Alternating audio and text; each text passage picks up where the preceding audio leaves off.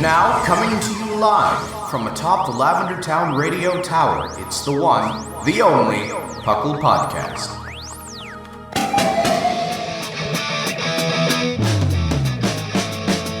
It's PUCL! PUCL! It's PUCL! PUCL! Pokemon Underground Champions League, oh yeah! PUCL! PUCL. And welcome to the 506th episode of the PUCL Podcast. I am your host, Trainer Thatch, back from building a deck. Here today with my wonderful, as always, co-host, we've got the one and only Claude9. Hello! I'm first for once. I don't like it. The happiest man on earth. And we've got a new addition today. We've got none other than Mark. Oh, hi. Oh, hi. Oh, hello, hi, everyone. Mark. Oh, hi, Mark. Mark, I can say it officially now. It is officially. Well, to be fair, people have heard you for months now because you've been the one introducing the trivia segment. We're going to have to get somebody else to do it now, but today it'll still be you. That sounds like effort. So on that note, welcome to the PUCL Podcast. PUCL, of course, standing for the Pokemon Underground Champions League, a nonsensical name we came up with in 2007.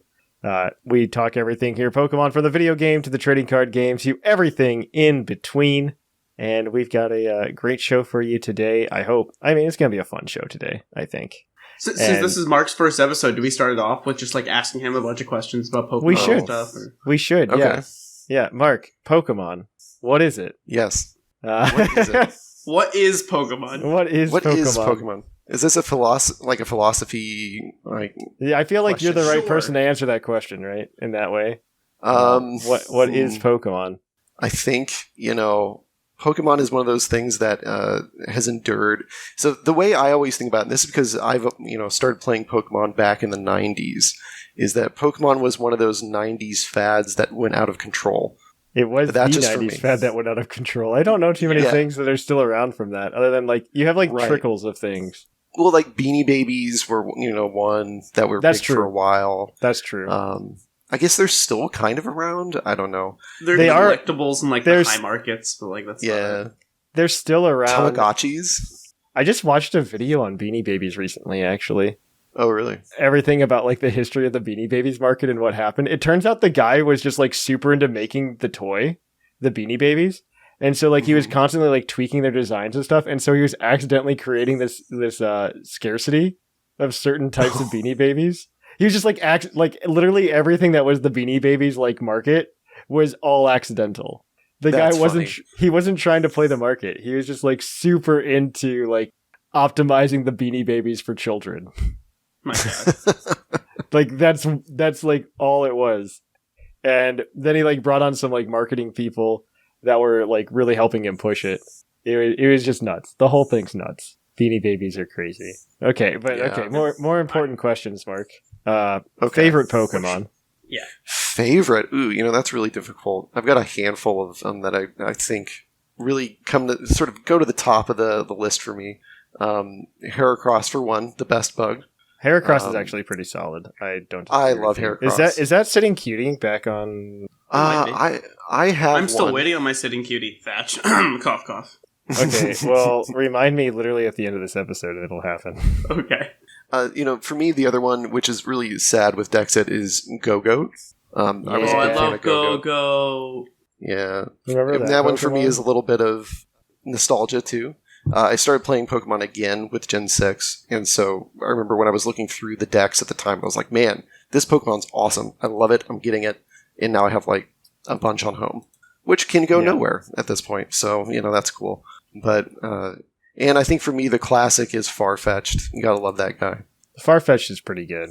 He's okay. Yeah. I like it. It's good one of those news. Pokemon that's a Heracross sitting ridiculous cutie is thing. available right now. Okay. I know because it's in my Pokemon Center cart. I have one at home. I got one for my daughter, and it sits on her shelf. Good for her. You're indoctrinating her early. Yeah, Yes. pretty much. You're doing a very good job. Oh, what? You need to get the giant Snorlax beanbag chair and just have her sit on it forever. They recently, Forever. It looks like they recently dropped a Pokemon picnic basket. What? Okay. I'm kind of into this. Wait. What? Yeah. It's a picnic basket set, so it comes with all of the dishes and everything. Oh yeah, I think I did see that. This is very cute. Man, Pokemon Center makes me so happy. Pokemon Center is my favorite thing. Let's see, it has 2 plates with little Pikachus on them, a couple of napkins. Some wine glasses. Those forks and knives are like the worst quality I've ever seen. No, so I have a picnic basket like that, and they're awful. And those are not glass or plastic. So like cups. when I went to the Pokemon centers in Japan, I would like they have a lot of like eatery, and I would say most of it is garbage, and I would not buy. Like it's just there to like display, I guess. But I'm not going to display a plate in my house. Do have good stuff though, but the only way to get it is you have to go to the Pokemon Cafe in Japan to be able to get it. They'll have like good silverware. Fun Interesting. Mm-hmm. I recommend if you get a chance to go. I would like to go back to Japan and just like go troll around again. I want to go. Can I come? Yeah. Yeah. I mean, if you want to come next time that PUCL goes to Japan. PUCL goes to Japan, but it's just Thatch and Claude, and for some reason, your fiance and my wife aren't there. And they're both very angry. That's fine. That's fine. Hey, wife, I bought 2 tickets to Japan. Claude and I are going. I've missed the issue here. I don't see the issue either, Claude. I would love to go with, like... I want to go on more vacations with just, like, mutual friends. I feel like those are fun. At least nice if there wasn't a kid. pandemic going on. Yeah, no, so like I legitimately had Ryan, hi Ryan, and I were supposed to go to Hawaii in April of 2020. We were going to go like together with our significant others. And yeah, you already see the problem. April of 2020. That obviously did not happen. And I didn't realize the big thing for Pokemon Center right now is these like pixel pins. They've had those for a while. Really? Yeah. They say all new. A bunch of them say new. We should buy the 31-inch Piplup plush, though. Oh, yeah, I saw that. That's the new hotness. Well, I just saw, and I'm surprised. I'm not sure if Shamu has it or not, but they have like the Wooloo TCG card sleeves. Yes, he bought a lot of them. Great. He bought more than one. That's what I was hoping for. So he'll be okay. Yeah, it's been a crazy time. I don't know. Anything else we need to know about you, Mark? Probably not. Yeah, that's true. Favorite terrain? Go. Terrain? Oh, man. Terrain. What a question, Claude. Thanks. Why would you do this to me? There's 4 options. I didn't think it was difficult. I don't usually mess with terrains, honestly. That's not my style. Oh, favorite Pokemon game. That's the one. There we go. Yeah. Ooh, game. Okay. Favorite gen. Oh, that's difficult. I mean, there is a right answer. Probably, I think of all the gens that offer the most. See, it's difficult because Gen 6 gives you a good selection of, the 2 different games there. I think ORAS is great. I think, everything that comes with Gen 6 is good. But then I also honestly look at Gen 7, and that's the last time we had a full sort of dex. Or at least, well, you had access. You could transfer things in. Yeah, I know. Right, exactly. But you could have, all your Pokemon in one game. That was the last time we had that. And in spite of the issues it had, I enjoyed Gen 7 quite a bit. I think for me, that was where I also learned how to do things like breeding, and I really started to understand the game better. So, I think Gen 6 is probably my favorite, like, modern Pokemon game. Like, quote-unquote modern, because I guess that's 8 years old now. What is the modern era? Is that 5+? I would say 3DS onwards, right? Like the one where because like I would say since Gen 6 they've had like a model that they're just going off of every Pokemon game. They go, hey, let's shake something up, and it's like a minor change to the Pokemon formula, and then it moves on. Like with Gen 6 they did Mega Evolution, and Gen 7 Z moves are kind of a poopy mechanic in my opinion, but they did it with like trials. Which were a fantastic addition, by the way, in Gen 7. And then in Gen 8, they're just like, oh, let's do Dynamax in like the wild area in Gen 8. So I think they try, and like it's just some kind of formula. Because I feel like they're trying to find like... My personal opinion with the problem with Pokemon is that they did too good of a job early on. Mm-hmm. And they like really nailed down that formula and what works. Mm-hmm. And now, I mean, I completely understand from the point of view of somebody who's a creative being like, oh, well, you've got something that is quote unquote perfect or like perceived to be perfect. And you're like, but I want to do something different. I want to make it better. Mm-hmm. And I feel like twisting that formula too much causes issues. But we'll see. I think that gets into bigger problems too with the, trying to get something new and fresh after so many generations to exactly. get people interested in buying the games. Because, I mean, for better or worse, Pokemon games are the same. Oh, absolutely. But I would say that about a lot of franchises like Call of Duty and that's and Halo. Like if you look at a lot of the best-selling franchises, it's just like, hey, here's all of the same game. Like, okay, my wife is really into Assassin's Creed. Tell me that Assassin's Creed games are that different from each other. They all use the same little wrist blade. Yeah. They're all doing the same thing over and over again. No, that's fair. That's a good point. But I kind of wonder if maybe there was some sort of fan reaction saying, hey, give us something different. And, it's one of those things where you can't please everybody all the time. Oh, absolutely. Absolutely. I would agree with that. I would absolutely agree. But yeah, let's go talk about some news on that note. So let's go ahead and cue that epic music.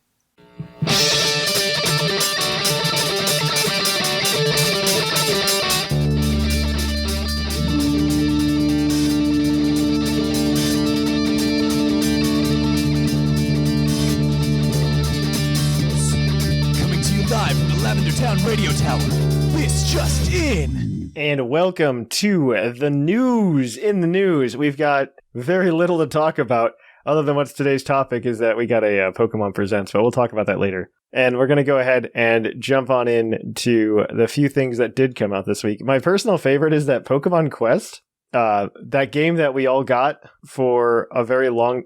we got this game a very long time ago. Yeah. I think it was 2018, if I'm not mistaken. We got Pokemon Quest, and we have gotten 0 updates on it in the United States, or literally anywhere else in the world.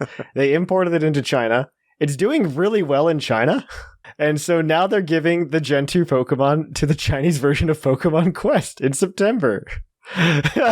It also includes additions of Pokemon with costumes and more. There's no sign this is coming to the Western version of the game. This reminds me of My Pokemon Ranch back in the year 2008, I believe. When Pokemon Platinum came out, there was an update for Pokemon Ranch that lets you contain like an extra 500 Pokemon and get, I think, like a Fione or something like that. Not a Fione. There's some legendary Pokemon you can get from Pokemon Ranch outside of the Mew. And it was absolute nonsense. Absolute nonsense. All right. And this feels like that because that update never came to the US version. No, it didn't. Yeah, it's nuts. I don't know. This is just I hope they. So my favorite thing is they try to do like Funko Pop vinyls of Pokemon from Pokemon Quest and like sell them and make them a thing. Did not. Yeah, they did. Well, they're not like Funko Pop. They're a different brand. They tried to make them a thing, and they're like littered all over my Targets still around here. Like, I think there's just a couple. I think it's like the 3 starters: Pikachu, Cubone, and Vulpix. And it's very frustrating because like nobody bought them because nobody cared about Pokemon Quest.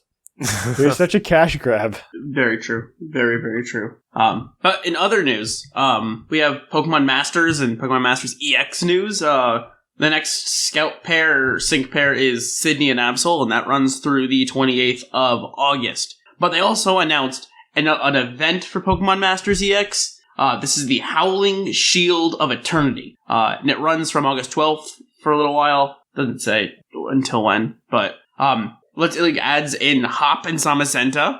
I guess it's kind of cool. And Leon and Eternatus through a Scout. I think we talked about this last week, actually. Or it's maybe we still here today. This might have just been a personal conversation I had with Shamu. This event also introduces Dynamax into the game. Yes. So they now have Megas and Dynamax, proving we can have that together in, actual games. Stop hurting me. I hope. Please stop hurting me. Okay. We'll talk more, I guess, about that later. But yeah, they're basically, this is them starting off their whole Dynamax as the first couple of pairs that can do that, and I think it runs till September 17th. September 19th is what I'm seeing online. But yeah, it's a fun little event to start the Dynamaxing of Dynamaxing. Dynamaxing of Dynamaxing? Is that what you just said? Dynamaxing of Dynamaxing, yep. I can words well at early morning times. The Dynamaxing of the Dynamaxing, yeah. Hey Mark, tell us about all of the anime news that's going on. Oh boy. If there is any. Well, so in the anime department, the latest episode involves Ash and Go participating in a Pokemon Get Adventure race where you capture Pokemon to proceed. However, their opponents are two brothers who idolize Ash, so that's weird. Whoa, they idolize... Dude, okay, I'm way more interested now. Okay, this is so cool now. Wait. Yeah, I'm really into this, actually. I'm gonna go, read the episode now. Yeah, I'm actually gonna look at here. it. Because the problem is, we have the gap between the episodes in the US, because I think they start again either on the 3rd... I don't know when the next one comes September? to... No, in the US, it's, in the US, we get the next batch, I think, on the 3rd or the 10th of September. Okay, yeah, I was going to say. But they, skip 3 months. Sometime. They skipped 3 months, though, in that. So we got pushed another 12 episodes behind Japan. Yeah. And it's really disappointing because, I don't know, I always get really excited, when we hear about the newest, Pokemon anime episode. I'm like, oh, I can't wait to watch that. But then I'm just like, oh, I have to wait 6 months. Is it part 5 we're missing? Part 5 is released September 10th. Yeah. Okay. Well, it's technically not part 5. It's what is it called? 5. Is it called part 5? Because, I thought it was a new season. No, the way Netflix is doing it in parts. Okay. That's so the next 12. I thought they would have 4 parts for season 1 and then 4 parts for season 2 essentially. Well, I think it's still the same intro. Because I thought they were going to. Right now they're Pokemon Journeys, and I thought they were going to go to Pokemon Master Journeys because there's a US logo. This is technically Pokemon Master Journeys. Okay, that's my question. Clarify. Oh, sorry. Netflix announced that Journeys Part 5 will release through Master Journey. This is Journeys Part 5. Okay, it's the same. And then after Journeys Part 5 is Master Journeys. Okay, makes sense then. I believe you. I enjoy Pokemon Journeys, and if you do it too, you should go to Patreon and listen to our wonderful, wonderful PUCL podcast. Oh, PUCL. Oh, PUCL. I love PUCL. It's fun just to sit down and watch it with you guys. All right. I think that's where it's coming. Community Day is over by the time you're listening to this. Yeah, EVs. Eevee, have fun with your EVs. Yay. And then we've also got a new battle competition. I hate the rewards for these battle competitions. They used to be way better in the 3DS era. 50 battle points that are, that's so useful. Well, I don't know why they don't do oh, hey, here's shiny whatever, the shiny locked Pokemon. They could do they could unshiny lock the Galarian birds this way. They why should. Would you give them they would ideas? Get so much. They would get so much participation if they did it that way. Yeah, because if it's just battle points, who cares? That's what they did with the Tapus. If you participated in certain battles in Sun and Moon, you get the shiny Tapus, which I thought would be a great way to do this, but maybe not, I guess. But the new battle competition is the same double beat. It's a double battles competition that lets you run multiple of the same Pokemon and items, but no legendary Pokemon. I don't know what the meta is shaping up for this to be like, but it triple Incineroar combo. Obvi. Yes. You just bring all the Incineroars, tuple Incineroar, or quadruple Incineroar. That's all that would matter. Or no. Is this single battle? No, it's double battle, right? I have no idea. They say double, so I'm assuming double beat, double power. Yeah, it's gonna be cool though. But it blocks things like Articuno and stuff. Those are the legendary Pokemon. I was assuming it was just box art legends, but it's no, all legendary Pokemon. All legends. So no Ultra Beast or anything. This is gonna be interesting then. This will be fun. I'm gonna peruse that meta a little bit. When does this start? This starts on August 13th. So it's going now. Okay, never mind. The battles began. Well, it's going to be over. I thought this was next week. Man, how did I only hear about this now? I don't know. That's kind of sad. I'm disappointed now. Wow, we're really off our ball today. That's okay. That's all right. There's not much other news to talk about. There really isn't. This has been a very light news week. Well, the main news to talk about is our topic, and then we'll know more afterwards. Right. Yes, that's going to be next week's topic, I'm sure. I am very excited for it, though. It's going to be a good time. Let's see. PUCL news. Oh, well, you announced the new tournament this week. The right, Claude? Yes. Totally forgot about the PUCL news.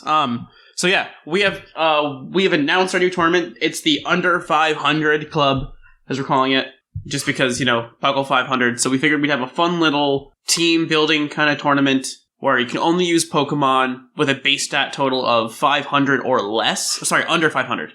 Everything has to be under 500, plus a couple of bands, let's see, we have Toxapex, Chansey, Clefable, Drizzle, all the huge pure power mons. There's a couple other things I can't remember off the top of my head. Probably Slowking, Slowbro. I don't know if we decided on that yet, but definitely those. probably.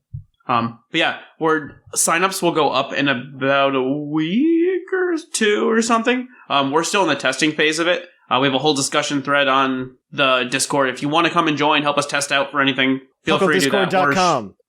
We're sharing teams, sharing replays. We're trying to find what's broken right now so that way we can have the most balanced tournament later. But yeah, it's a fun time. It will be. I'm very excited. So, on that note, though, we are going to go ahead and cut the news a little bit short today, and we're going to kick it on over to Puckle's Poke Quiz, where we're going to quiz your co-hosts on their insane Pokemon knowledge.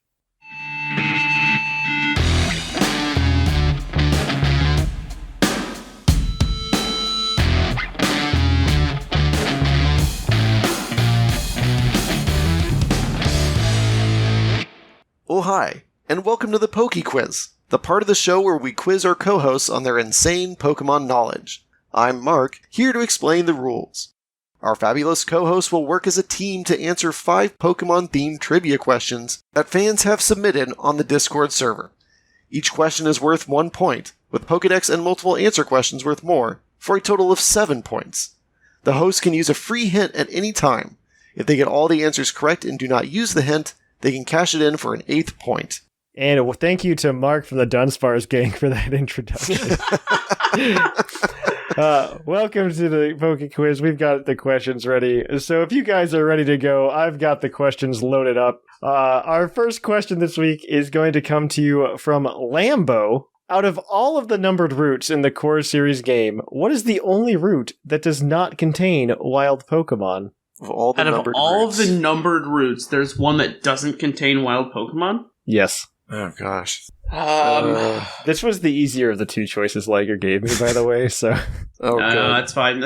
I have to now go through every game in my head. Gosh. Right. I'm thinking Kanto I think every numbered route in Kanto has something. Yeah. I believe the same is true for Johto as well. For sure. Yeah. Hoenn seems to have something in every route. It's gotta be something really weird. I would believe that it's Unova, for no other reason than I don't know Unova. Yeah, I don't either, and I could believe that. Unless there's like a ridge, like a route that's just a bridge, in like Gen 6 or something. Or Gen 7. I mean, I can see Gen 7 as a part of an island that's just an island. Now, when you say wild Pokemon, that includes like fishing and surfing and stuff, right? Yes. Okay. Okay. Yeah, I mean, what do you think? I would anywhere between 3 and my guess is somewhere 5 or 6. I could believe it's 5 for some reason. I don't think anything in 6 comes to mind, but I could be wrong. So I'm comfortable with 5. I would guess 5 or it's 8. It's one of the 2. I'll leave that up to you. Okay, thanks. I gave you my thoughts. I'm gonna need an answer. Okay, let's just go with 5. Generation 5 is incorrect. I guess I should have just asked you for the gen, because I was asking for the question is asking for the specific route. But I feel like that's a little unfair. Sorry, was it Route 12? It's also wroong. Anything you ask in Unova is wrong. So the answer is Kalos Route 1. This route connects Vanderbilt Town to Anacord Town. With the notes that are, Vanderbilt Town is your hometown, and Anacorda Town is the birthplace of Hatch. Wait. And it has Route 1, Gen 6. Gen 6. Gen 6? Mm-hmm. Yeah, I thought... It's a straight path route. Yep. Wow. Okay. Yep. Well, never mind then. That's dumb. Yep. I'm a goose. So you guys are 0 for 1 today so far. Your next question is going to come from, let's see... I'm gonna go with Nukenfoobs. What type includes the most Pokemon with the Gigantamax form? Gigantamax form? Gigantamax. Fire has 3 off the top of my head. Poison has 3, at least. Fire is 4. I lied. Fire is 4. Poison is 4. Dang it. Are those the only 2 types you know? That's the only 2 types I care. I know. I only know poison, and I thought of fire immediately. Okay, so... Trying to think. Alright. I have to... unless I name out all of them, I'm not going to get it. You can do that. I think that's... Okay. Yeah, that is totally acceptable. Let's see. You have the 3 starters. Like the Galar starters all can do it now. Right. You have Pikachu, you have Eevee, you have Snorlax, you have Butterfree, You have Meowth. Corviknight can do it. You have Dreadnought, Alchemy, Machamp, Gengar, Toxtricity. Trying to like go around. Colossal, Sandaconda, Centiskorch, Grimmsnarl, Hatterene. Maybe it's Fairy.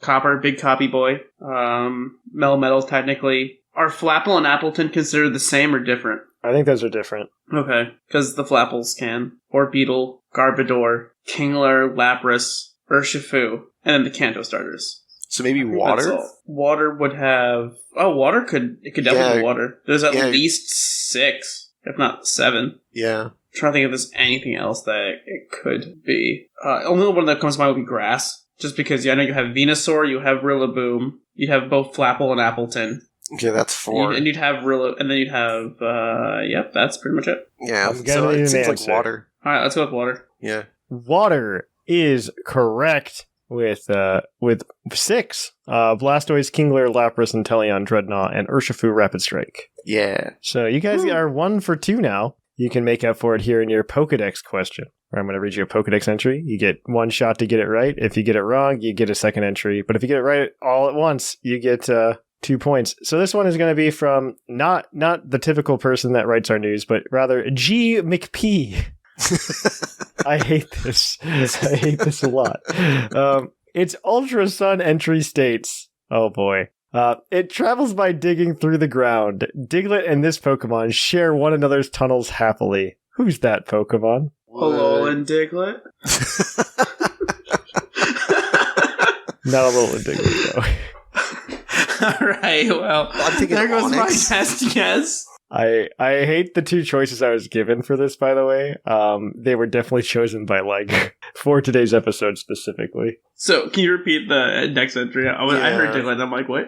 It travels by digging through the ground. Diglett and this Pokemon share one another's tunnels happily. My guess would be Drillbur. It's the first that comes to mind that digs holes. See, I was thinking Onix, but that might be too big. That is unless it's something stupid and it's Dunsparce. Oh, it could very easily be Dunsparce, you're right. I could see that. I could see Liger totally doing this because... Alright, then let's go Dunsparce for the first one. If we're wrong, we'll get an extra option. Dunsparce is correct. Yeah, there we Mark! There we go! It is Dunsparce. The second entry we got is from Sword. This Pokemon's tiny wings have some scientists saying that Dunsparce used to fly through the sky in ancient times. There we go. That's it. That's the Pokemon Legends mystery Pokemon. It's Dunsparce pre-Evo. Except it's actually like a Mega Evolve form. Oh my gosh. All right, so that is that puts you guys up for 3 for 3. Your next question is going to be worth up to 3 points here. There, depending on whether or not you want a Pokemon question about the move Water Spout, or if you want a question about Pokemon Go. I would prefer Water Spout because I know the move Water Spout. Yeah, sure, that's fine. All right, so this is from Gliscor Gamer. Which fully evolved Pokemon can learn Water Spout? There are 5 Pokemon fully evolved that can learn Water Spout. I will give you a point for every 2 that you can mention. If you get all 5, you'll get 3 points. Okay, so Wailord, Blastoise, Kyogre is 3. Those are all correct, yes. Those are the first that pop in my mind. I know you are missing 2. You do have the hint as well that you can lock in at any point. I just saw one in the match. Jellicent. That is also correct. That is 4. There's one more that you are missing. There we go. Who else is a spouty boy? You've listed the ones that I know of. Yeah, I went through all the ones I knew off the top of my head. This last one's pretty hard because I don't think it typically runs it. So It typically runs it. I'm gonna need an answer, or you can use the hint. I don't want to use the hint. Yeah, Or you're gonna circle the drain here. We're just gonna call it. Wait, you said circle the drain? That tells me exactly what it is. We can use the hint. Doesn't matter. Yeah, let's use the hint. This is this Pokemon's red, and Octillery? Octillery is correct. That is the There we fifth go. one. It is Wailord, Jellicent, Kyogre, Blastoise, and Octillery. Octillery does and Blastoise both get it via Egg Move. So nobody runs it with Octillery though. I mean, unless you're running like Trick Room. Yeah, but still nobody's. Who's running Octillery? Yeah, who's running Octillery is a real question here. It's not even in the game. It is in the game. Yeah, Octillery made it in the Sword and Shield. No, it did. No, it did. Yes, it did. Yes, it did. You're lying. Dex, it's I don't real. believe you.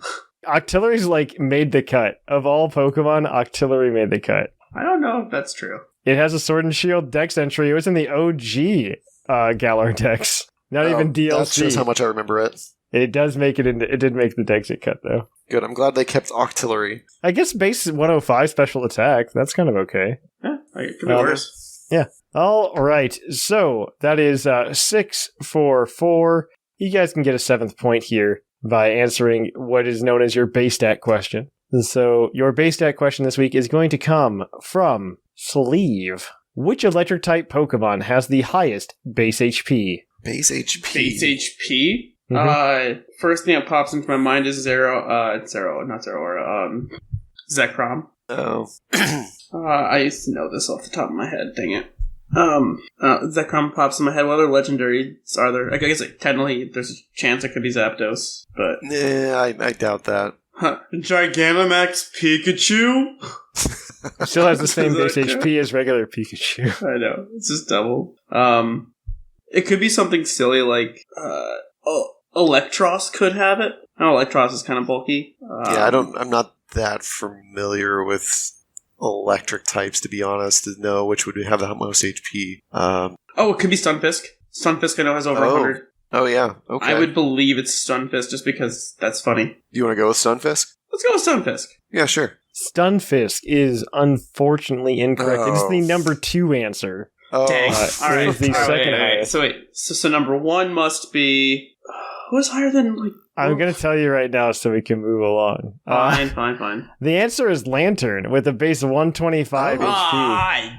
I missed Lantern. Next up is Stunfisk with 109, Zekrom with 100, and Zapdos, Ampharos, Raikou, Dracozolt, and Arctozolt all with 90. So you guys got 6 points today, though, so that's not too bad. It does change up the leaderboard because we add Mark to it. Yeah, and just by virtue of me existing. Just by virtue of Mark existing, it changes the leaderboard. But also Claude gets extra points. And we're going to go ahead. We're going to format it. We're going to go ahead and... Oh, God. I forgot tool. Data. There we go. Okay. In first place, we have Whimsicott with 26 points, followed by Seth Vilo in second with 20. Linian and Dr. Shamu are tied in third with 15. Claude is in fifth with 13. Sublime in sixth with 8. P. McGee and R. Sigma and Jushiro in a three-way tie for 7th with 7 points. And Basket and Mark tied for 10th with 6 points. Woohoo. Woo. Tune in next time to see who will win, or I guess who does better in Pokemon PokeQuiz, PUCL's PokeQuiz. That's what this is called. So we are going to take a short break and kick it on over to the topic.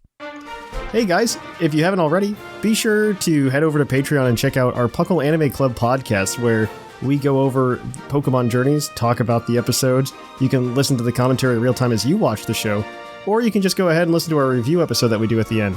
You just have to go over to Patreon and be at the $5 tier to be able to access it. I think it's been a lot of fun making, and I hope if you decide to go and listen to it, you have a great time listening to it as well. But until then, keep on listening to the show, and you've got a topic to get to.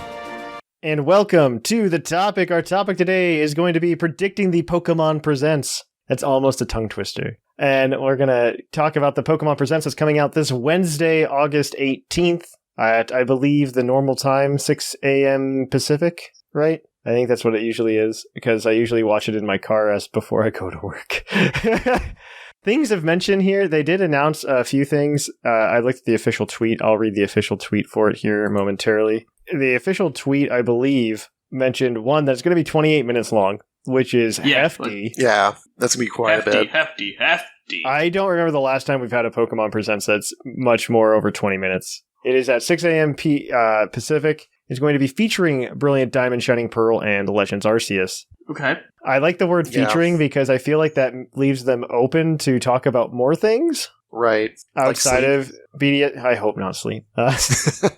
Like my number one prediction in turn, like I want to get the disappointing things out of the way, right? The things that we don't care about. Fine. I predict they're going to talk about Detective Pikachu 2 for no reason. Really? Yeah. I can. It's been enough time. It's been, I think, just over 2 years since they brought up Detective Pikachu 2 was happening. And I don't know if they killed that game or not because they are scared of like the movie sequel not happening, because it's not happening at this point. Mm-hmm. It's definitely not happening. Yeah. I mean, they had it in the works. Like, I think right after the success, they were trying to set it up, and then I think it fell apart. So, yeah, which is unfortunate. I don't know. I think they probably left that one on the dustbin, to be honest. I hope they did, because Detective Pikachu 1 is not a video game masterpiece, let me tell you. Literally, they have a question on how to make the color orange. Yeah. And that's the kind of, it's like Ace Attorney, but worse.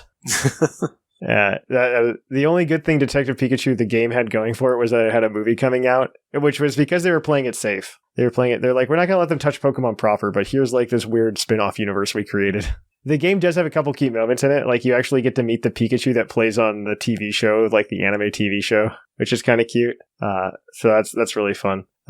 So it's, I don't know, but I fully expect that. I want to hear what you guys want to say. We can get to the tastier things, but that's my disappointing prediction. I think they're going to talk about Unite a decent amount, to be honest. I think they're going to talk about Unite. This is, I think, where they're going to reveal Blastoise, or if they haven't already announced Blastoise, but like they're going to reveal Blissey, Sylveon, all the other Pokemon that, people don't care about. I'm going to disagree with you guys for like a hot second for that, because they've been really good about not combining any of their other media products with Unite up to right now. Like, if you look at all of the Unite stuff that Pokemon's put out, it's been its own separate Unite thing. I guess that's true. It's not going to be as risky for them to do what you're talking about, like combined media thing. I think the risk is more in so I don't think this is the reason they're doing it. I think they're doing it because Tencent gave them a lot of money to do it separately. Oh. I think that's the reason they're doing it. I think the reason they should do it separately is because Tencent is a very sketchy company, and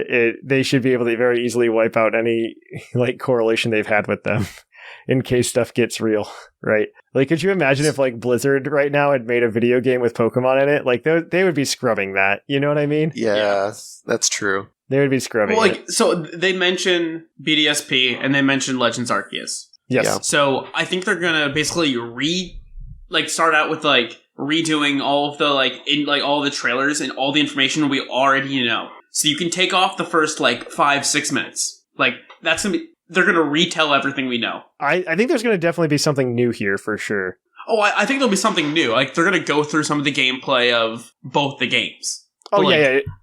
It may just be those two games. I think that would be okay if it was, but I don't think that's going to be the case. My guess for BDSP is they're going to talk about the underground and how you can connect with different people. That's my big take, is I think they're going to talk underground and not give away anything else. Or if they are, this is where they would put in all right, welcome for Mega Infernape, everyone. Yeah, no, that's the kind of stuff I expect at this point, is them to introduce megas or something. They're going to do something to hype BDSP. So they're not going to introduce megas. They're going to do exactly what they did with Oras, and they're going to ham-fist the generational gimmick in. It's going to be Dynamax. And what they're going to do is they're going to create Gigantamax Gen 4 Pokemon, and they're going to highlight those. So I don't like how much that feels Makes sense to me. I feel attacked, but what I'm hoping is because Dynamax was talked about in such a way that it's meant to be a Galar-only gimmick as well. Same with the Z-moves. Z-moves were meant to be only an Alola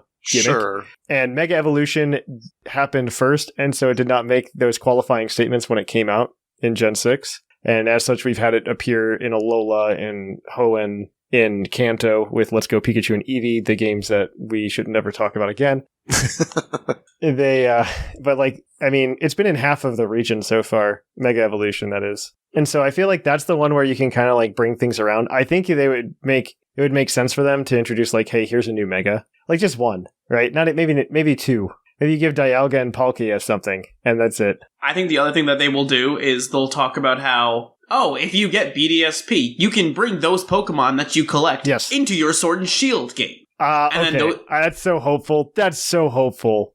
See, this is how they change their VGC meta without releasing a new, game for next year. So I think 100% that this is what should happen. I agree with you that it's what should happen. I think it comes down to a couple of things, because one, we had Dexit that happened to begin with. A portion of the community, not all of the community, did not like it. And that kind of blew back on their face, but they kind of doubled down on it when it happened. We never got a good answer as to what the reason is. The reason does appear to be from a lot of, if you go back and you actually translate interviews instead of poorly translating interviews, you do get to the point where it comes down to, it looks like they had trouble importing the models from one engine to another. And so if that's the case, and that was the only reason they were sticking to their guns, like, hey, we need to release this game and these are the only Pokemon we have ready right now, I am 100% okay with us getting the game. I think they will import them. But if it's just like one of those things where they're just like, oh, we're going to try to not have that be a thing, I'm also a little concerned because like you're still missing something like 67, 69 Pokemon if you were just to bring in like those Pokemon. But I still think that, I mean, like you said, the models are going to be there, right? There's really no reason for that not to be. They are, and that's going to be the most frustrating part, isn't it? You're right. If it doesn't happen, that will be frustrating. But for me, I'm with Claude. I think that's evidence for that to be that cross compatibility to happen. I hope so. So do I think they're going to bring in everything? No. I think, and because they've said they will never have another Pokemon game that is where you can get everything. I don't think that was the intention behind that statement. I think that one is also mistranslated. In the then yes, in the main game there will not be all the Pokemon. Yeah, I think they're thinking more in the vein of something like how Galar had a Galar Dex, but also Alola had the Alola Dex, and we didn't have a national Dex in Alola, right? I think it's something like that. I wouldn't be surprised if they course corrected in Gen 9, because Gen 9 will probably rely very heavily off the assets that already exist in Gen 8. Yeah, but I fully believe this is you can take your Pokemon from here to to here to home to Galar. I think that's going to be a very a thing they do. Will it be all the Pokemon that we have that are missing? No, I don't think so. I think it'll be all of the Gen 4 ones that were missing, like all those starters. I think the starters, I think Staraptor. I think that just offers more confusion, and I'll explain why. Because if you actually look at the dexes in Diamond and Pearl, like not even Platinum, let's not even talk about Platinum for a second. If you just look at Diamond and Pearl Pokedexes that you get in Pokemon that are obtainable in base Diamond and Pearl, it is most of the 493 Pokemon that existed in Generation 4. You are missing the starters that came beforehand, and Tropius and Tingle. And Furret? No, Furret makes it into Diamond and Pearl. Fun fact. It does? Yep. Where? Did people not look at this? Like, you can absolutely catch most of the Pokemon in base Diamond and Pearl. Was that like PokeRadar? Yeah, PokeRadar. Alright, that explains it. PokeRadar, if they're going to make a quote-unquote faithful remake, isn't going to disappear, right? No. That's not going to happen. But you can absolutely 100% catch Furret no, it's not even a PokeRadar. Oh, no, it is. It is. Sentret is on Route 202 as a PokeRadar. Because that's how they gave you all the other non-Gen 4 Pokemon that weren't in the base decks. PokeRadar actually doesn't even have that many Pokemon in it, honestly. Yeah, it's like the Nidorans, Venonat, Primeape, Slowpoke, Grimer, Tauros, Ditto, Sentret, Togepi, Mareep, Hoppip, Sunkern, Wobbuffet, Houndoom, Stantler, Smeargle, Tyrogue, Miltank, Larvitar. Okay, maybe this is a longer list than I thought, looking at it, but it's not that bad. There's at least one there's a new Pokemon for every route, pretty much. Yeah, essentially, yes. Because the other thing that Gen 4 had that I'm super curious about is was it the Pal Park? Yeah, I don't know what they're going to do about Pal Park. Oh, yeah. Because that used to be a spot where you could bring in Pokemon from other games. Mm-hmm. At least from the younger game. I would love for them to expand on that, what they're going to do with that. Like, that's interesting to be like, oh, is that where you get to bring in Pokemon from home into the game potentially? I see what you're saying. That might be how they do that instead. It's like, oh, you want to bring in this Pokemon from home to play in your Diamond and Pearl adventure? Sure. Yeah. As long as they fit this criteria, which is like, the 493. I could also see BDSP being the game that gets all of the Pokemon in. Like, Galar doesn't get it, but BDSP for some reason lets you bring in your Gen 8 Pokemon and stuff.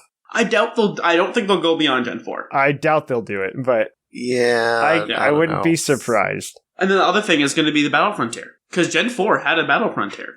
So Gen 4 had the Battle Frontier only in Platinum. Okay, never mind. Diamond and Pearl did not have Battle Frontier. I only played Platinum, so I don't really know what the base games were like. Yeah. They were the same, pretty much. So for me, one of the big questions about this is going to be whether or not the graphic improvements actually happened. I think they did. We saw something. Right, but I mean, we're really going to know. We're really going to know after this, though, right? Yes. Well, they're on the screen, it's going to say none of the visuals are finalized. Sure. Or some variation of that. Yes. So, But, I mean, when we think about Arceus and some of the weird graphic stuff that was seen there, and then there was that That's different. That I hope they've optimized, and I think they should, because it was Right. like we saw it a year before release, so I think it will be optimized.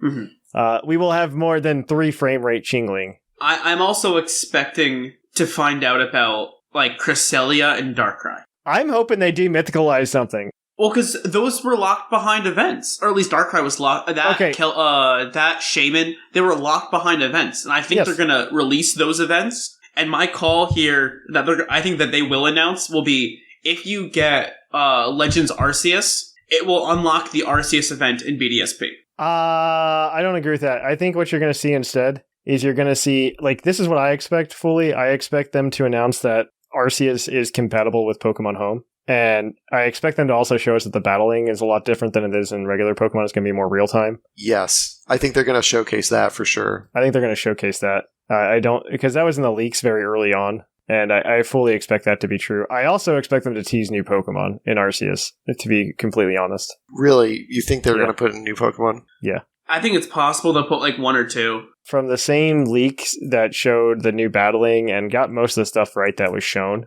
they do show like not screenshots, but like concept art where like the players like riding on different Pokemon silhouettes that haven't been revealed. So we don't know what those Pokemon are.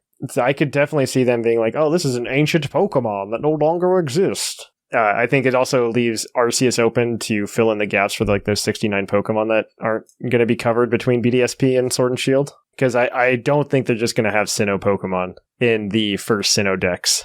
Probably not. No. Well, because they've already showed like Oshawotts in it. Well, yeah, but that's different.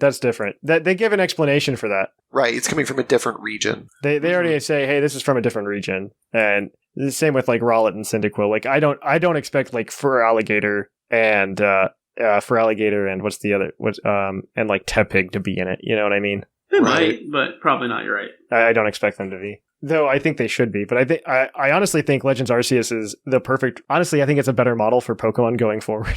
I don't know about that though. Yeah, the whole Pokemon mentality is catch 'em all. Yeah, and that's what that whole game's about, is to catch everything in that dex, right? And you're completing that dex. But it's not a traditional Pokemon game at all. No. I know. I'm not saying all Pokemon games go that way. I think like, hey, we get like a Legend style game and a regular mainline game in sync. Sure. I think Gen 5 remakes would be dumb. They're gonna mess them up. Yeah, I think they're gonna happen eventually, just so they can have everything like so it can. Well, I mean, it can connect to home right now. I would much rather have like Black and White 3 than Black and White remakes. And I think that's where they need to go with like remakes in the future. Is absolutely stop redoing the games. Like tell us a new story in the same place. That's what I want. I just want new stories in the same place, because I think that's the way we need to do it. And I think that's what they're trying to do with Arceus. I honestly think BDSP was like the safety net play for them. Yes. Yeah, because everybody was screaming for years for the remakes. And it's like, okay, here it is. This was the safety net play. I mean, you think about which like Pokemon ROM games are very popular, or like ROM hacks, and it's always comes down to, it's basically the same game that you know, but it has all 7 gen Pokemon. It's like all Pokemon for the first 7, 8 gens. And that's it. And it's just so much more fun. Nobody cares about having a game in a new region all the time, I think. I honestly think you could go back to old regions and tell new stories. I agree. And that's one of the things with Pokemon. Like, they have almost 900 Pokemon now to pull from. They have all these regions to work with. You have these assets, like, use them. You don't have to create something new every single time and be chasing the new battle gimmick. Then you're going to forget, and the generation after that. That's ridiculous. My bold prediction, honestly, this isn't about the Pokemon Presents, but like overall for Pokemon, I don't think we're going to get Gen 9 in 2022. I think that comes based on how well, what they do with BDSP and Arceus. I think we'll have a good feeling after Wednesday, right, about what's happening. I still think if they take all the BDSP Pokemon and like all like the remainder of the Pokedex that's missing, add it into like Galar, you have a full new season for VGC, which is I think what they will do, and then that will pick up. Then we'll have 2022 off, pretty much of like that, and then 2023 there will be a new game. Yes, I think 2023 would be better for a new game. I don't know. They're definitely right now. I feel like the Pokemon company is like out of control. Like they feel like they're in a tailspin because they're either trying to go into some other kind of... I feel like they're trying to determine a new direction, but they haven't landed on what that direction is quite yet. And we're along for the ride with zero transparency. Well, in that regard, I think Pokemon's unique. Kind of like what we were talking about at the beginning. Pokemon as a franchise existed as a fad to begin with. And it sort of became this big cultural phenomenon. And what's unique about Pokemon is that that's happened twice now. Yes. And I think part of the confusion is because Pokemon Go was such a huge thing. And they're like, awesome, let's do this now. And then they realized, oh, wait, no, that was just a one-time deal. I think they expected Pokemon Go to be more like the fire that was lit in the 90s, when it was more of like... It wasn't a Pokemon. Pokemon Go wasn't a Pokemon fad. It was a Pog fad, right? It was a Slammers fad. Yeah, exactly. It didn't have the longevity. Yeah, it just didn't have the longevity and the staying power that Pokemon had. Pokemon, when it happened, was just like such a perfect storm. I said that several times on the show, but like it was a perfect storm of just success because they did everything right. And I'm sure there was some marketing guy who is like the whiz behind it all, especially for like the North American release. Granted, you hear some of the explanations for some of the things they did, and maybe they weren't a genius, or maybe I just like don't understand marketing. I don't know. Because, like, the reason we got red and blue versions instead of red and green versions? Do you know the reason for that? It is because, it is literally because some marketing guy goes, Americans will like red and blue more than red and green because red and blue are the colors of the American flag. That's literally the reason. Not even kidding. It had nothing to do with, like, Blastoise versus Venusaur or anything. It had to do with literally with the colors of the American flag. I believe it. Yeah, I could see that. Know your audience. That's literally the reason they did it. And I think honestly blue's probably a more marketable color, but right. That is what it is. I don't know. Well, we'll see. I'm very excited to see what we get on Wednesday though. I don't think there's any way like my expectations, I don't know saying my expectations are low are the reason, but like I have no expectations, right? Going into this presentation. So like on Wednesday it's going to happen. And whatever comes out of it, I'm going to be like, that's cool. That's neat. Because I don't think there's a way they can make Diamond and Pearl worse. Yeah. I'm not saying that it's they're bad already games. the slowest game. Yeah. Like, I don't know that you can make it worse. So anything they add to it's going to be a pleasant surprise. And it's not like they're going to remove features from Diamond and Pearl, right? If anything, we're going to get Platinum editions. Things. Yeah, they can only add things. And I can only expect them to have all of the Pokemon that we are missing currently. That were in the original 493 at that point. So, like, one thing I do wish that they... I doubt that's going to happen, but one thing I know that we've talked about before, and I really wish it would have happened for this time, is give us the first 3 games, on the Switch. Like, let us play those games. Like that is the one bold thing I would like to see. I would like to see some kind of, like, anthology, right? Yeah. That would be a cool thing. I think they'll do it. Like, They should. It's the 25th anniversary. They should 1000% announce something like that. You buy them all for, like, half price or something like that, and, Well, they should charge me $60. I'll pay $60. And I get $60, and I only get half the games they're selling, right? $60, and I can get blue version, silver version, and sapphire version. All on my Switch with home compatibility. Yep. I would not pay $60 for that trio. You would not, but I would. Thatch is they just did the first 2 gens on DS. On the 3DS, yes, which is not my Switch and does not have home compatibility. No, I'm just saying, like, they did it on the 3DS recently. It would make more sense for them to be like, all right, we're going to put Gens 5 and Gen 6 on there. Oh, that's not going to happen. Yeah. I mean, because you can't do, like, a straight port of anything that was on the DS onto the Switch. Yeah, with the screens. With the screen. So with the way the gameplay is set up, you can't do it. True. So you have to do Gens 1 through 3 if you're going to do something like that, because those are all readily available to just, like, slap on there. Well, Gen 3 they did the next one, but still. I could see it being $60 and you get, like, red and blue and gold and silver and ruby and sapphire. This is just like Super Mario 3D All-Stars, right? You pay $60, you get 3 games. I can see them trying to follow the same model, and I think Pokemon can pull it off for $60 because it is Pokemon. And being able to say, hey, I can throw it on. If you add in the home connectivity, I would say it's almost worth it. Oh yeah, I think so. Because that was the big seller for getting it on 3DS, was that you can have Pokemon Bank compatibility. Right. Which you can go bank to home. Yes. You can, but it's more convenient if you can just put them straight into home. Of course it's more convenient, yeah.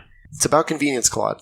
I'm also worried about the inevitability that the 3DS servers will shut down. Yeah, that's not going to last forever. No, Pokemon Bank isn't going to last forever. It's going to last for a while, Claude, but it's not going to last forever. I know. I think I moved everything over to home anyway, so I'm fine. Yeah. It's not going to last forever, but it'll last for a while. So I would love to be able to have every single game be able to connect into home, though. I agree. Or at least every generation. And like, it doesn't have to be the remakes or anything. I would love for that to be the inevitability for them all to connect to home. It would make home more useful, too. Home is definitely like, I have zero problems with home. I think it is 100% the next evolution of what Bank was trying to be. Mm-hmm, mm-hmm. Right. And I think it's done very well by being on like a phone app as well. Mm-hmm. So all I want now is my Battle Revolution game that connects to home. Right? That's all I want. Give me some kind of Battle Frontier for home. I've been getting more into that. I've been thinking about finishing my Pokemon Blue playthrough so I can start going through the Pokemon Stadium stuff again and do that on stream. Yes. I really want to get into that. I mean, that was like, that's some of the most fun. And granted, you take that out, now you don't have to have that in the main game. I think we need more stuff like Battle for Revolution, because Battle Revolution, granted, was garbage for what it was compared to like Coliseum and Stadium before it. I really Coliseum is different, but yes. Well, yeah. Well, Coliseum was like trying to be the same thing, but they're like, oh, also here's like a full RPG in it. So good for them, I guess. But like Pokemon Stadium, the whole point was like, hey, I can battle with my Pokemon on the big screen. You can do that now, obviously, but I think now you could be like, oh, well, now we can put Pokemon battle challenges in there, and we can update it, and you can just import your Pokemon from home, and you can use these models. Exactly. And we don't need to polish those models as much as we would for interactions like during Pokemon Camp. And I just think of the different things you had in Revolution. It's like, oh, this is now a little cup, like all your little tournaments you put on one thing. It's like, oh, participate in the Little Cup tournament. You can work entirely on the graphics and make them look really, really cool. And that's all the game is. It's just a battlesimulator.net. You don't need to worry about the online connectivity as much as well in like your Pokemon games, as long as you just have like one static one. I'm really okay with that. Like, I like the idea of Pokemon at Home being a hub. I think we're in like the growing pain stages of it, where they're trying to do too much at once. Like, I would have appreciated Pokemon Home, then like a generation, and then a Dex cut, right? I think I would have been able to swallow that a little bit easier. But like cutting off Pokemon Bank and giving us Home at the same time doesn't feel too good, because you get a lot of Pokemon that are, like you said, Mark, stuck in Home. Right, which is unfortunate. I don't ever see them doing anything more with Home, though, honestly. I think it's a hub, and I think you can move things in and out to like the proper places, and that's it. Right, and that's fine. And I really like the trading capabilities in Home. And I know we're really off topic now, but they are nice. It's that's something I really enjoy about it. But yes, Pokemon Presents this Wednesday, August 18th. Let us know in the email what your predictions are. I'm sure none of you are going to actually send in your predictions. You're going to be like, wow, this is so cool after it shows on Wednesday. Which is also acceptable. Yeah, which is fine as well. This happens every single time. So, So on that note, this is a good place to stop. We're going to kick it on over to the Pokemon of the episode. So we will catch you guys on the flip-flop.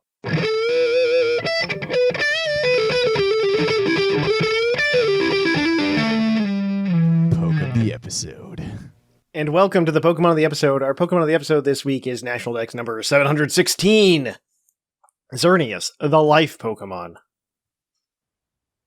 Its X entry reads, Pokedex entry reads, legends say that it shares eternal life.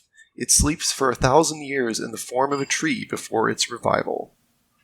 So Xerneas is a good Pokemon, obviously. It's a deer. It is a deer, yes. It is a deer. It is a deer, but it is a legendary. You can use those right now in Series 10, which is very cool. No Dynamax, though. No Dynamax. Not allowed. Great. So it's doubles. It's just doubles, but with one legend. And so Xerneas has base 126 HP, 131 attack, which is pretty decent. 131 special attack. I think people forget that its attack and special attack are like the same. Pretty much. A lot of the times. And then defense is 95, special defense is 98, and speed is 99, so it just drops below that base 100 speed tier. So close. They do that on purpose. It's that way on purpose, right? So, all right. So we got a team this week. This is going to be from Coil on the Discord server at pucldiscord.com. And he gave us a team with a Xerneas on it, so you can play around with it. I believe this is a VGC team. So this is a Xerneas with Power Herb, Fairy Aura as the ability, because what else is he going to have? EVs, 196 HP, 252 special attack, and 60 speed EVs. The 60 speed EVs are there to help outspeed a Calyrex Shadow Rider in Tailwind or after a Geomancy. And the rest of it's just to make it bulky. This is running Geomancy, Protect, Dazzling Gleam, and Draining Kiss. Draining Kiss is there to help you pull back some more HP if you lose it. You're bulky boy, so that kind of stuff helps out a lot. We also have a Landorus, but not the one you're thinking. Landorus I. Landorus Incarnate, yeah. Holding a Life Orb with Sheer Force. It's 252 Special Attack, 252 Speed, Timid Nature, with Earth Power, Sludge Bomb, Protect, and Calm Mind. It's just so you can Calm Mind up, and you're just a bulky boy, and you can just Sludge Bomb and Earth Power your way to success. Those hit most of the big hitters, I think, right now. It's in VGC, kind of a Zacian check. Kind of. You have another Pokemon to help you out with that, though. Yeah. But, I don't know who's got the next ones, but I do. So speaking of, Zacian checks, kind of, you have an Aegislash holding a Power Anklet. Yes, I said Power Anklet. With 252 this is HP, not a mistake. 4 attack. Not a mistake. And 252 special defense, Careful Nature, fully specially defensive, with Wide Guard, King's Shield, Shadow Ball, and Gyro Ball. And that's why you have the Power Anklet. Gyro Ball, or Power Anklet halves your speed, and, Gyro Ball does more damage the less speed you have. Granted, it is careful. Oh, it is forward. That's my special attack. Yeah, so it's just going to hit super hard, help fight all those stereotypes you don't want to deal with. Like and to go Xerneas. along with that, like Xerneas. To go along with it, we have a Suicune. A very bulky Suicune with a Wakan Berry to take those electric moves. With the ability Inner Focus instead of Pressure, so it can't be faked out, which is super, super nice. Pretty much guaranteeing you can always set up whatever move you're trying to go for. But it's 252 HP, 172 defense, 84 special defense, Calm Nature with Tailwind, Protect, Scald, and Roar. So you're up against another Xerneas, or you can, roar it out. You're up against Zacian, you can go for the burns. You can set up a Tailwind, make your team even faster when not going for Gyro Ball shenanigans. Yep. Yeah, it's just a bulky boy. It does a lot. And it lives in Astral Barrage. It does. Oh, no, that's Aegislash. Aegislash lives Astral Barrage from Oh, that's even better. Cataracts Shell Rider, which is awesome. In shield form, obviously. All right. All right. Take us home. Take us home, Mark. Yeah, Well, bring the fire. We have our favorite Fireboy Incineroar with a Citrus Berry. Ability is Intimidate. IV's 172 HP, 84 attack, 80 special defense, and 172 speed. Jolly Nature. It's got the usual Fake Out, Parting Shot, Flare Blitz, and Taunt. So Incineroar is doing Incineroar things. And not really much to say there. Then finally we have Volcarona with Leftovers. Got Flame Body, 252 HP, 252 defense, 4 special attack. Calm Nature. It's got Rage Powder, Protect, Fire Dance, and Whirlwind. So, big bulky boy there. Lots of fire fun. Yeah, I feel like he just threw Volcarona on there because he could. Yeah. That's just my thought. I was like, okay. There's no notes on what it does whatsoever. Everything else gets a mention. Volcarona's just there. It can probably get swapped out for something. Yeah, I mean, it's not terrible. No, it's not terrible. I mean, It definitely has decent. a use. Yeah. The idea is just like throw out Suicune in either Incineroar or Lando, depending on your matchup, and try to get your Tailwind up and just go to town. It seems like a pretty straightforward team, and then you hope you can get like a nerf off with either Scald or Roar with the Suicune. So I feel like this is a good like starting team to like play around with and start off with. I do like the Power Anklet on the Aegislash. I think that's kind of. I think it's cheeky. I think it's cheeky. cheeky. Iron Ball would work the same way. Yes. There's a number of items that would work the same way. Yeah. But you could do Macho Brace, or you could do... there's just a lot of items you could use instead of Power Anklet. But it's Power Anklet, come on. It is cheeky. Yes, it's very cheeky. I agree. I think it's funny. And I like it a lot. I don't know. This is very interesting. So, if you are a patron at the proper tier and you would like to get a Xerneas, a shiny one, you can grab one this week. We're going to be giving away shiny Xerneas, so keep a lookout for those. Other than that, I don't know that I have anything else. I mean, this is a fun team. Definitely go try it out. We're going to try to get the rental team up on this server as well. So we're going to go ahead and do that here Yeah. this week as well for you guys, so you guys can go take it out for a spin. And if you're a patron, you can go get your shiny Xerneas from us over at the Patreon chat and over at patreon.com/puclpodcast. This has been a rather short one. I mean, I don't know what else there is to say other than, like, this is pretty good. I like it. It's a nice, simple team to run. Coyle's really good at building teams for, like, newer players to run, I feel. Yeah. He's very good at that, so I would love to see... I mean, I've seen plenty of his teams in Summer League, so... So definitely go give it a shot. Yeah, he's still crushing it in Summer League. So yeah, if you're interested, go take a look at it.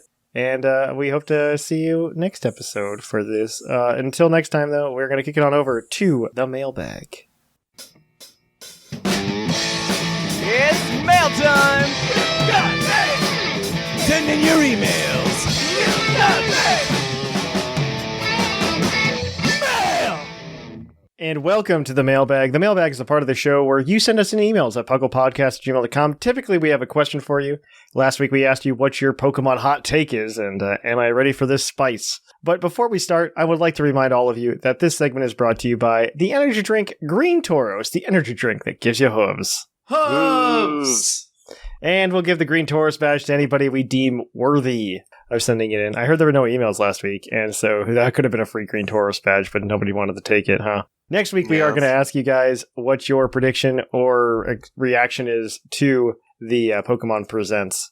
So without further ado, let's jump into these emails. Our first one is going to be from Wyatt White. And he says, "Salutation, Puckle patrons. I really enjoyed listening to last week's episode and inspired me to share my hot take. Now, people will disagree with me, and some might be upset. I understand that it's hard being wrong.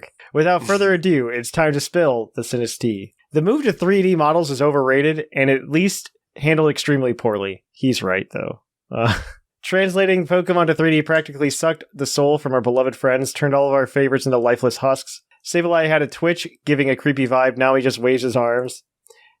Actually, I think Sableye still has a twitch. Actually, if you look at the animations, yeah. Yeah, I think it does too. My biggest problem with the 3D animations is actually that they get washed out. Like, the colors get washed out when they get translated. Yes. Because they weren't meant to they weren't meant to be handled in different, like, lighting scenarios. Just the same one. Whimsicott had an adorable wobble and hop that showed its light, fluffy nature. Now it looks like plastic. I don't know. It kind of still does that. Swampert would move its head and open its mouth, looking somewhat intimidating. Now he's just breathing. That's true, though. Salamence, an intimidating dragon standing in front of you, imposing majestic, turned into a kite. Let's not talk about the flying Pokemon and how Sky Battles ruined everything.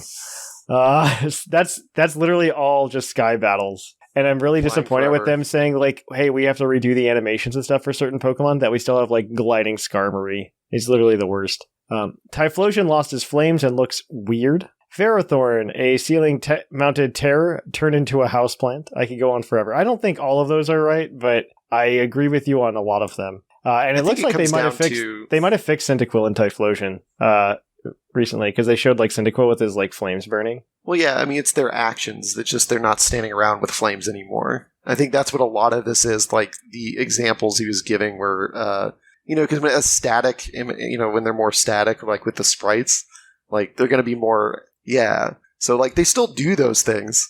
We're supposed to grow a connection to our favorite Pokemon. That's so hard with the current iterations of 3D models. They're practically statues, and far from feeling like real living creatures. I would love to hear the plight of your favorite Pokemon and what quirky animations they lost from the transition. And don't lie, I know you have one. I actually don't. I just think the colors are awful. Yeah, I haven't paid much to the animations. Yeah. Sincerely and correctly, White. That's why I think that's why I thought when they said, "Oh, we're going to work on the animations," I was like, "That's a waste of your time." Because all three of us we don't pay attention to that.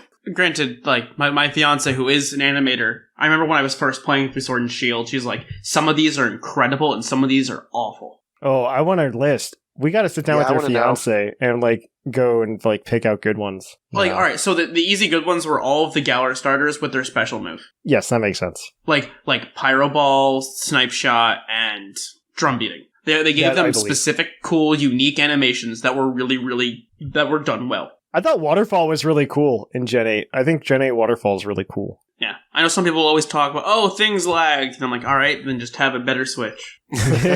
Which we're kind of getting. Not really. We're not getting a better one, actually. Technically, it's better, but like... It's better. By The screen's better. margin? The screen's better. Anyways. Okay, moving on. Thank you for that one, Wyatt. Our next one is going to be from Zafil. Zafil. Hello there, PUCL crew. Mailman Zafil writing in for this week's mailbag. So, hot takes, huh? I've got some. But my most controversial one has to be there shouldn't be any more added evolutions. Oh. That itself is not really a hot take, but what comes next might shock you.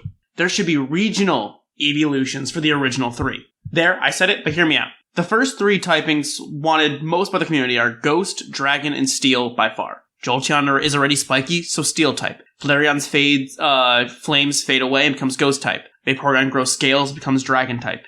I don't think it'll happen, but that way there could be creative new evolutions without having to come up with new designs from scratch. What do you guys think? It's an interesting idea. The community blowback would be crazy, though. Could you imagine people being like, you ruined Vaporeon or whatever? The other blowback...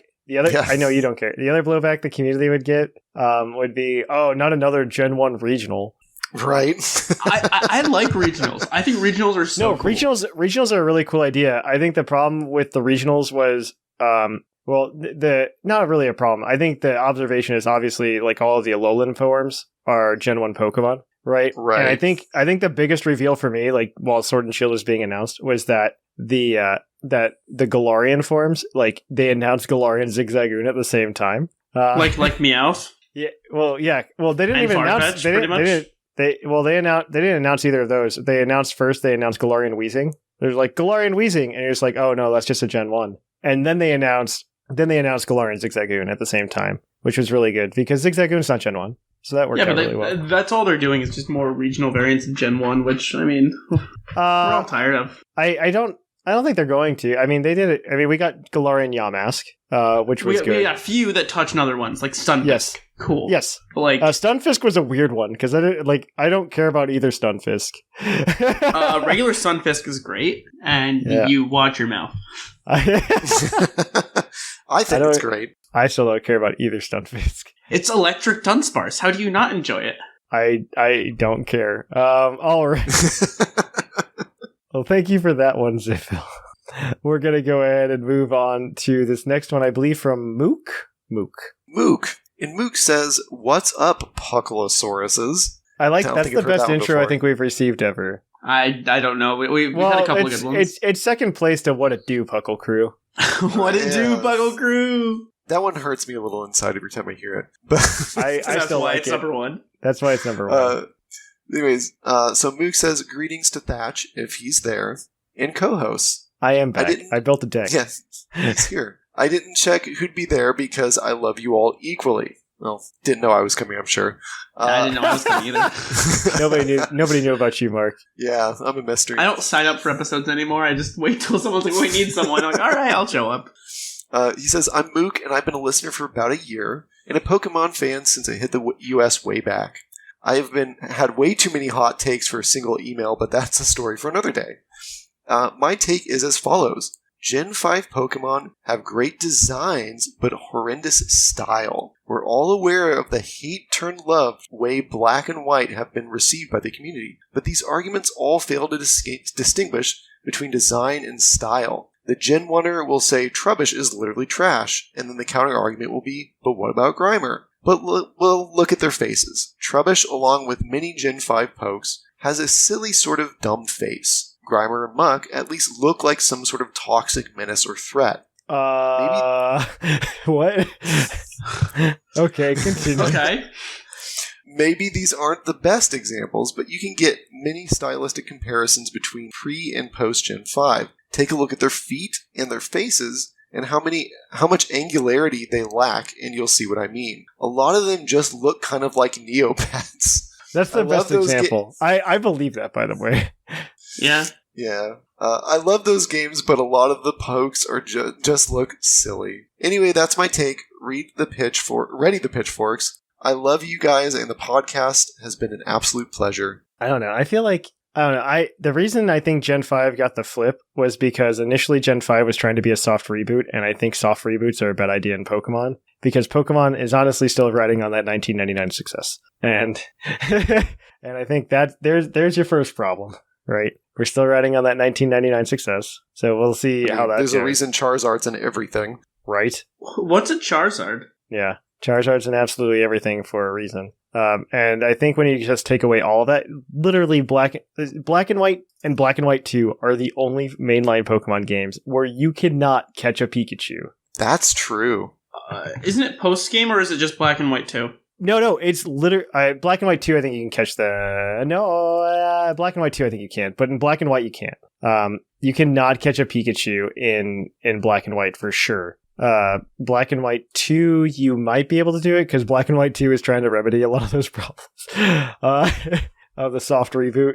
Because the soft reboot was pretty bad, in my opinion. And I think that's what did it because, like I said, I think there's always a growing pains thing when you get new Pokemon. Those new Pokemon need to be accepted as new Pokemon, and the best way to do that is to put them next to existing Pokemon. You know, I like a lot of Gen 5 Mons, but, I mean, there's also a lot of really bad ones too. And in general, when you're adding a whole brand new 150 Pokemon all at once, it's like, that's just too much. Oh, that's why ever since then, we've had smaller generations, right? Yeah. Which is perfect. No, it's beautiful. I think that's the way it needs to go. Because it felt more like a fan-made game than a real Pokemon game. At least that's how I interpreted it when I first played. I'm like, I don't get any of my old favorites. I don't get to see any of my new friends, like old friends from the past. This is just like a remake with fake Mons. Was my original take of it, and that's why I hated Gen 5 for the longest time. And then, when I went back and replayed it later on after, enjoying something, I'm like, oh, this is not nearly as bad. It's not bad. It's not bad when you can accept that the Pokemon are Pokemon. And I think you need to be able to put old Pokemon next to the new Pokemon for that to really set in at a decent pace. Also, Claude, you made me second guess myself, but I was correct. You cannot catch a Pikachu in Generation 5 whatsoever. At all. Any game. Nope, not sure? Black and White or Black and White 2. 1,000%. Don't believe you. Look it up. I'm staring at it right now. You cannot catch a Pikachu in Generation 5. Well, let me look at the real thing and figure it out. You might be able... I haven't seen anything with Claude's a Pichu secrets. or anything, but yeah, you can't do it. All right, so we got another email, though, that we can move on to. Is going to be from, I guess, Manov, because he doesn't give us the name. So there was an event where you can get Pikachu An event does not Okay. count. An event does not count. I'm saying that's the only one I could find. Yeah. Dang. My hot take is that most of the Unova Pokemon that are Kanto copies are actually better. Like Sock and Throw are way better than Hitmonchan and Hitmonlee. Lies. I don't know about that. Bert and Ernie are not better than Hitmonchan and Hitmonlee. I love Bert and Ernie. I love Ernie more than Bert, but yeah, okay, amazing. but I know for specific reasons why that could be. The Timber line is better than the Machop line. I agree with that. No. And Dragonite is just a dragon versus Hydreigon, a three-headed Hydra dragon. Dragonite is the best dragon. You're wrong. Even Lantern is a Ghost Lamp Pokemon. The Crustle line is also better than the Kingler line because some of the Kanto Pokemon are literally humans, animals, and creatures that are copied and called Pokemon without changing their designs. Yeah, that was the point of Pokemon. Yeah. But only loved because it is the OG Pokemon region. Like, they had introduced Charizard in the later gen, people would only care about it for that one generation. Probably not true. Charizard's got a really good design, actually. I will say Charizard, I understand why it's as exciting as it is. I just call people who like it basic. And you know what? That's okay. Yeah, I think the design is good. Yes. I just think it's basic. Yes, I just think it's basic. Well, thank you for that one, Amana. All right. This next one is, this is you, Claude. Your best friend. Your rival. Hey, Puckle crew. Galactic Muffin here. I'm writing this on my phone, so sorry for any grammar or punctuation mistakes. It's been a while since I wrote in, but I had to respond to this week's mailbag. The last time I wrote in was back during the Sun and Moon launch. Oh, wow, that's a long time ago.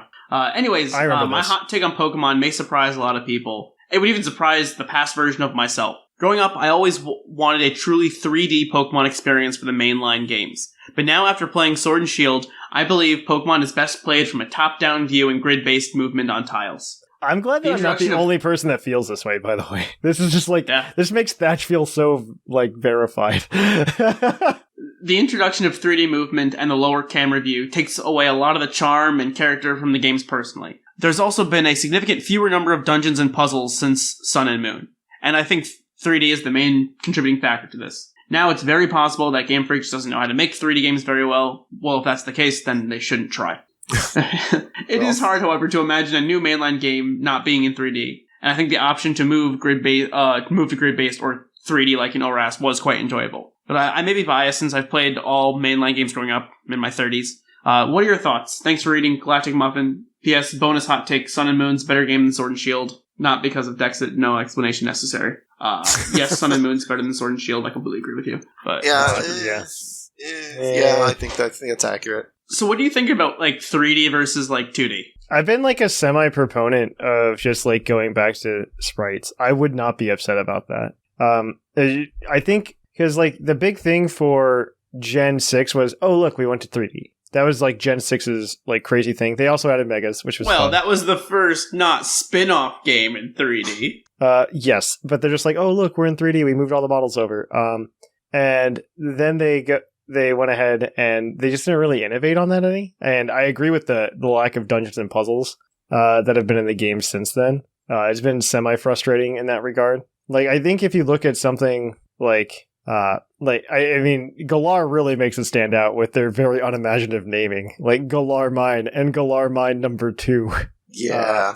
And they're not really like caves that you have to explore like the traditional Pokemon caves we're used to. But right, I don't know, just go straight in. I would say Sword and Shield redeemed itself in the DLC for me. Yeah. Personally, because they like the way they did the cave in the Crown Tundra with the Zubat in it, legitimately I got lost in that. Because they handle the 3D so well, so that it was very hard to keep track of where you were going compared to something like a grid-based movement where you could do that. So I don't know.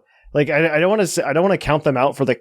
I don't want to like say they're out for the count yet, but because it looks like through the DLC, like they're learning. You know, like I would say both Isle of Armor and Crown Tundra are very promising to me. If that is what future Pokemon games are going to look like, I agree. I think those are examples of when they were able to sit down and take their time with them. The design of the region a little bit more. Yes. Because I think a lot of Galar, like normal Galar, just feels rushed. Yes, it does. I would argue, honestly, that a lot of the time when they switch to a new console, they have these growing pains anyway. I would argue 100% that Black and White is better gameplay-wise than Diamond and Pearl. They're both on the same system, but they had time to like really work with that system. Well, it's the same thing with like you look at just between Diamond, Pearl, and Plat. Yes. Platinum played so much better than Diamond and Pearl. Like, you're very correct. If you're going back to play Diamond and Pearl, it feels miserable. Go back and play Platinum. It's like, oh, okay, this is fine. Yes, absolutely. So I think there's like some growing pains there, and I would love to see Gen 9 happen on the Switch again and see what kind of strides they make. Even like we have the announcement coming up this week, right, with Legends Arceus. I want to see what they do with that. Yeah. I think that would be even more because if telling. Legends Arceus goes well, that's a whole new line of spin-off games that they could do. I'll be completely honest. Like when I first saw like BDSP and everybody was complaining about like the top-down camera, blah blah blah. I'm like, I don't know. I'd much rather have this than whatever base Sword and Shield was. Right. That was my fear, is that they were going to recreate Diamond and Pearl with the look and feel of a Sword and Shield, and I was like, yeah, I don't want to do that. But now it's in a different art style, so it'll be different.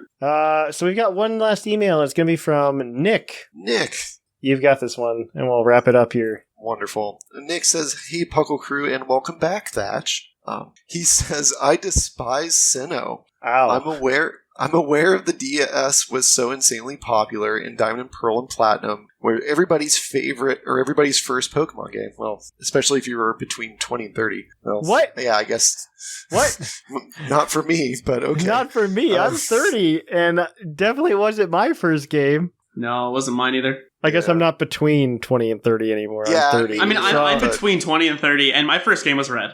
Yeah, I'm effectively dead, according to this kid, I'm sure. Right. So, he says, "I could list reasons I hate Diamond and Pearl all day, but your time is precious, so let's talk Pokemon designs. There are bad designs like Wormadam, forgettable phenomenal design of Wormadam. Are you kidding yeah, me? Wormadam's actually pretty good, I thought. Yeah, I like it. Forgettable designs like Finneon. Yes, okay, okay. True. All right, True. I don't mind true. Finneon, but yeah. It's true. It is forgettable. And regrettable evolution choices like Ambipom across the entire Sinnoh decks. Ambipom is great. I love all of the evolutions. Most of the evolutions are good, except that they make most of the Pokemon fat. Well, that's expected, though. Yeah, that's fine. But what about the best designs? Every time someone lists their Diamond and Pearl favorites, I ask myself the same question. Why do the best Sinnoh Pokemon all look the same? Skuntank doesn't look the same as Glameow. Yeah. How dare you? Right? I know people like edgy Pokemon, but why are they all stoic or aggressive? I mean, that's how all Pokemon I feel like stoic and aggressive just turns out to be people's Yeah. favorite Pokemon, period. Well, you have to think, like, in the anime, you had Paul, who was very much that angry, aggressive rival. Best rival. Still best rival. And, you have to make Pokemon that reflect his personality that he didn't use. I read this email beforehand, and the next statement I have slight problems with, but keep going. And I hope you like black and navy with red and yellow accents, because that's all you get. Lucario, Garchomp, Gliscor, and Luxray. Okay, time out. Gliscor 1 is not navy and black. He is purple. Thank you very much. Yes. 2, The other three are navy. Electivire is yellow. Magmortar is red and yellow, and with some orange in there. Skuntank is purple and black. Yeah, you've got a good variety. Abomasnow is white and green. Gallade is purple and pink. Yeah, okay, we're done. We're done providing counterexamples. We did it. Why do I have to buy all my Pokemon at Hot Topic if I want to beat Cynthia? I think Glaceon is like blue, a light blue. Right. Or Frostlass. All right. Also blue or white. Yeah. Purple. With purple accents. Yeah. He goes on to say, I understand that, quote, good Pokemon design is pretty arbitrary, and every Pokemon is somebody's favorite. But nobody talks about the homogeneity of Sinnoh's most beloved Pokemon, and I feel crazy for being the only one to notice. Anyways, I love you guys, and I'm sorry for all the enemies I've made from this. Take it easy, everyone. Nick. Enemy. No, I think it's more. I don't think it's a problem with Sinnoh. I think it's a problem with the people's favorite Pokemon being edgy. Period. Full stop. Yes, Yeah, I agree with Like that. if you hear someone's favorite bird is, I love Staraptor. It's like, someone went through an emo phase in like high school. And to be fair, that's Gen 4, so we're not helping our argument right now. No, it's not. It's not at all. But the evolutions, a lot of people really like Umbreon, right? Yeah. The edgiest one. Yep. I would say Tyranitar is a lot of people's favorite Pokemon. Edgy. Yeah. That's Gen 2. You think any of like Hydreigon, Hydreigon, like- that's a good one. Salamence, like they're all like these big scary creatures. Yeah. Yeah, and that's always been the dichotomy Yep. of Pokemon designs, because you have the cute ones and the silly ones, and then you have like the like, the ones that look really tough and angry, and that's just how it is. Yeah. And that's what you do. So, Ta-da! This has been Thatch, Claude, and Mark telling you how it is. And that's our hot take of the day. And because we ripped Nick apart, we should give him the Green Taurus badge. Yeah, I feel bad. I'm fine with that. I only despise it because you despise Sinnoh, and that was my favorite region. That's my favorite region as well. Yeah. All right. So, Nick, you get the Green Taurus badge. You inspired some conversation. If you would like to email us next week at puclpodcast@gmail.com, feel free to do so. Let us know what your predictions are or what your reactions are to the Pokemon Present this week. We're very excited to hear what you guys have to say. On that note, if you want to keep up with us throughout the week, come over to our Discord, pucldiscord.com, where you can come and hang out with us all the time. One day, Mark will stream more sumo. And Yes. Ooh, when's that coming back? Next month. Ooh, next month. Exciting. All right. And then you can, of course, follow us on Twitter, Tumblr, Facebook, and the other one, Instagram. You can also, of course, go on over to our websites at YouTube at youtube.com/PuclPodcast. You can also go ahead and go over to our Twitch at twitch.tv/ThePuclPodcast, where I stream on Tuesdays and maybe Thursdays, or Claude will stream on Thursdays. One of the two. We'll eventually We'll figure it get out. back We'll to figure it a out. thing Yeah, once we'll life figure it out. becomes nice again. We'll figure it out. On that note, though, and then if you want to support the show, best way to do so, you can go over to Twitch, drop a Twitch Prime subscription, or you can, of course, go to our Patreon at patreon.com/PuclPodcast, where we've got a Or host just of join things. the Discord. Yeah. Have fun. Chat with us. So at Patreon, if we hit $800 a month, we are going to start doing monthly giveaways for everybody. So just something to keep up. We're not too far away from that. So it's definitely something doable. We used to be at that point, but then COVID hit. So one, I do want to make clear to people, if you do not have the money, do not feel like you have to feel obligated. Do not. Yeah, do not feel obligated. But if you want to help support the show and you have the means to do so, Patreon, a great place to do it. You get access to like the PUCL podcast, Pack You off. get the PUCL Anime Club podcast. You also go ahead and you get distributions, access to Breeder Bot. It's a bunch of fun stuff over there. And I usually pick your guys' brains before I pick other people's brains. So on that note, that's going to be the show. Yeah. I have been your host, Trainer Thatch. I have been Claude9. And I'm Mark from the Dunsparce Gang. And here in the Lavender Town Radio Tower, it's closing time.